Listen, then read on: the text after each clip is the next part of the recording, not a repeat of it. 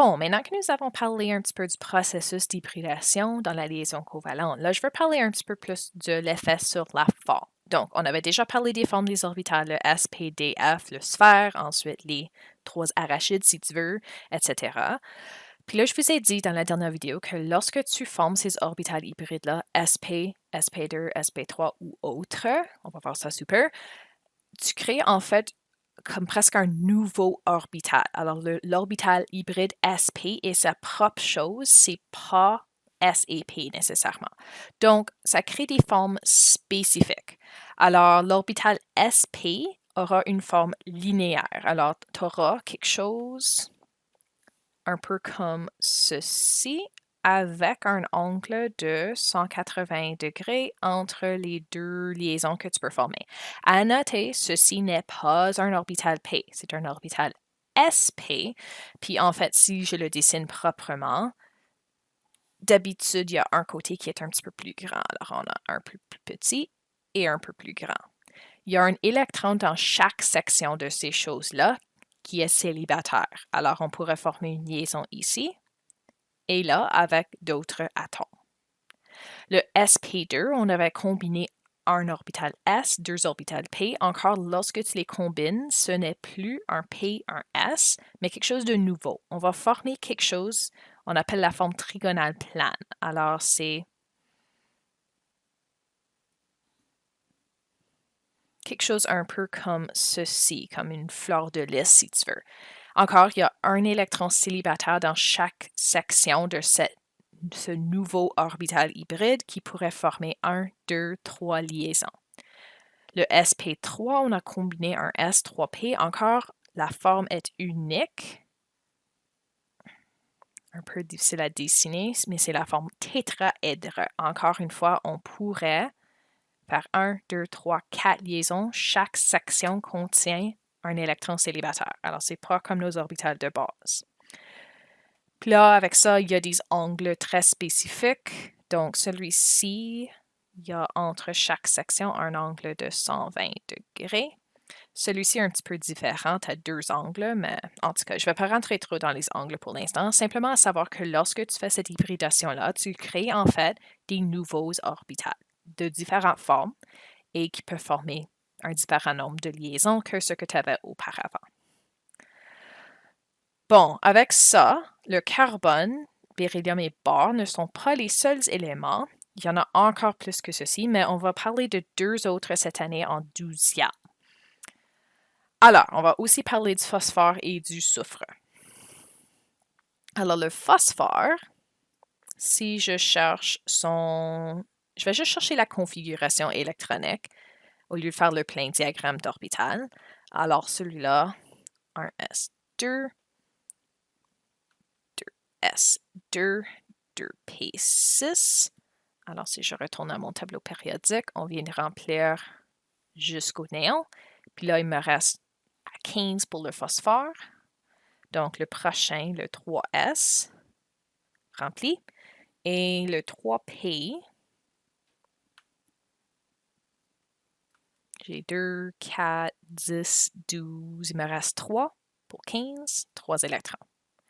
Alors, ce qui va m'intéresser pour le processus d'hybridation, encore ceci doit se faire dans le même niveau d'énergie. Alors, on va regarder simplement au 3S.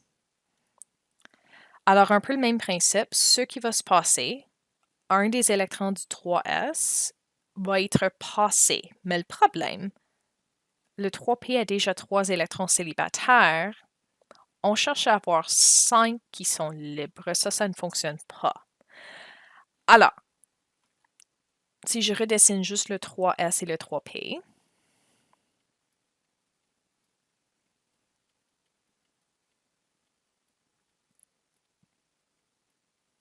je pourrais tasser cet électron-là dans le 3P, mais là, on aura le même problème. On aura 1, 2, 3 qui sont libres, même nombre. N'oublie pas, lorsqu'on arrive aux plus gros éléments, on a aussi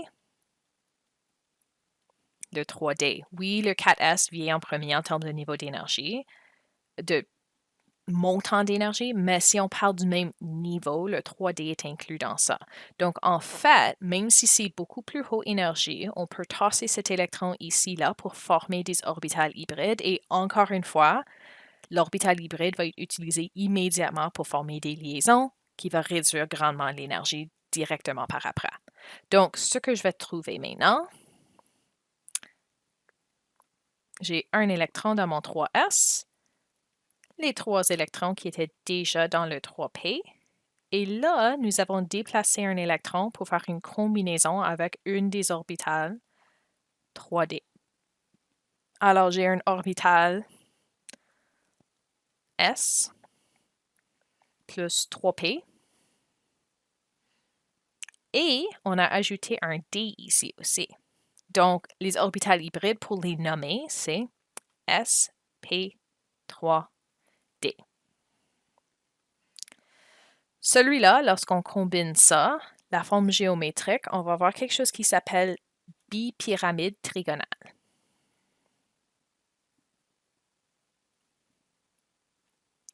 Je vais tenter de dessiner ça dans un instant pour vous montrer.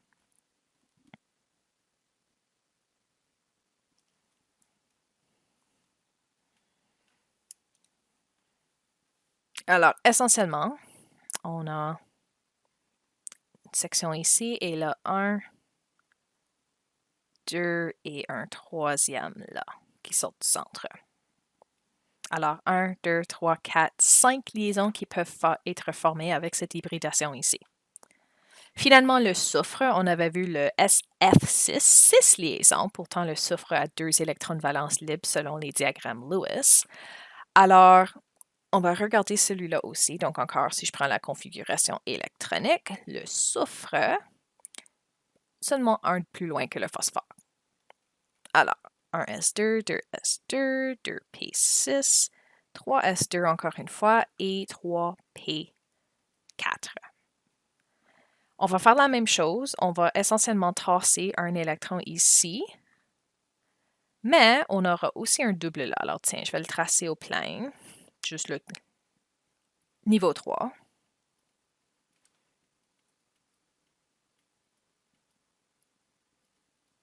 Alors, si on suit la règle de Hund, voilà notre configuration, notre diagramme d'orbital.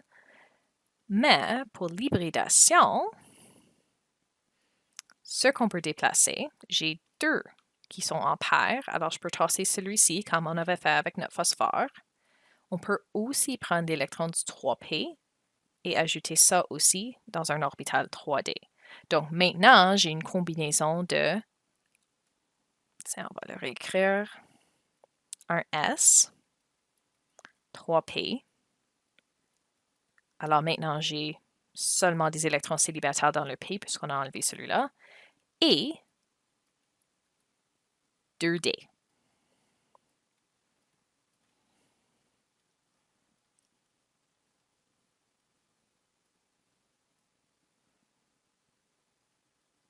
Donc, c'est un orbital sp3d2. Celui-là, on a 1, 2, 3, 4, 5, 6 électrons célibataires. Alors, on peut former jusqu'à 6 liaisons. La forme, je vais vous donner le nom pour l'instant, puis on va le voir un peu plus tard, mais octaédrique.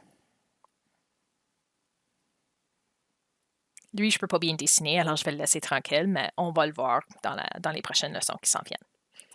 Donc, encore cette idée qu'on a des éléments qui peuvent former des orbitales hybrides, qui peuvent former des liaisons de nombres inattendus un petit peu.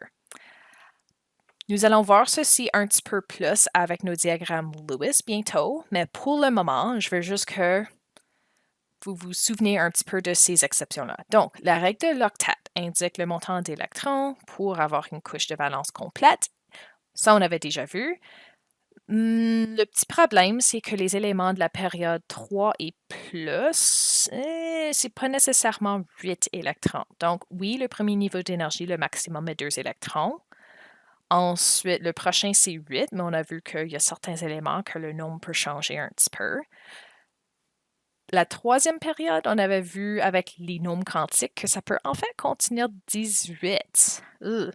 Si on parle d'électrons de valence, pour les éléments que nous avons vus, on va parler un peu plus de 10 ou 12, possiblement 8, ça dépend un petit peu. Alors, juste pour le moment, notez les exceptions. Alors, avec l'hybridation, le beryllium peut maintenant avoir un maximum de 4 électrons, donc c'est 2 orbitales hybrides combinés avec d'autres atomes.